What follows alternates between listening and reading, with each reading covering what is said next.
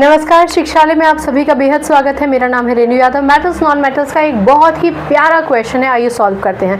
Question solve करने से पहले एक जादू बताती हूँ।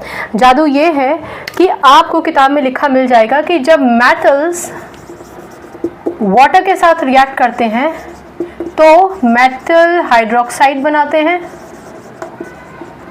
या फिर मेटल ऑक्साइड बनाते हैं।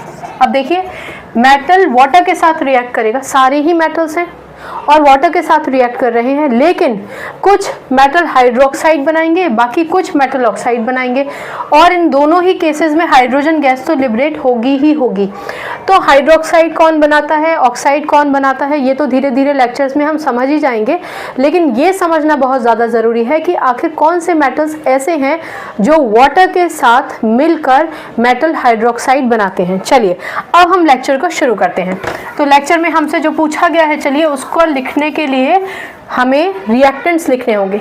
किसका किससे रिएक्शन पूछा है? पोटेशियम का वाटर से। पोटेशियम का आपको पता ही है, सिंबल है K, और रिएक्शन किससे करना है? वाटर से, H2O से। देखिए, अगर आपने अभी तक सारे लेक्चर्स सुने होंगे ध्यान से तो आपके लिए इजी है, क्योंकि आपको इसके आयनिक फॉर्म में तोड़ देना है, यानी K पॉजिटिव और H पॉजिटिव OH नेगेटिव में हमने इसे तोड़ दिया। लेकिन अगर आपने पुराने लेक्चर्स नहीं सुने हैं, बेस कॉन्सेप्ट क्लियर नहीं है, तो आप ये नहीं समझ पाएंगे कि KOH के साथ क्यों कंबाइन करेगा, या फिर K में इतनी हिम्मत कैसे आई कि उसने हाइड्रोजन को उसकी जगह से हटा दिया और उसके पार्टनर के साथ बिजनेस कर ली। इसका आंसर है रिएक्टिविटी सीरीज में K NaCaMgAl Zn Sn Pb hydrogen Cu Hg Ag Au। अब आप देखो कहाँ है पोटेशियम। ये इसलिए भी जानना ज़रूरी है ताकि अगर आप पोटेशियम से वाटर का रिएक्शन देखें तो आप समझ जाएं कि ये मेटल हाइड्रोक्साइड ही क्यों बनाएगा, मेटल ऑक्साइड क्यों नहीं बनाएगा।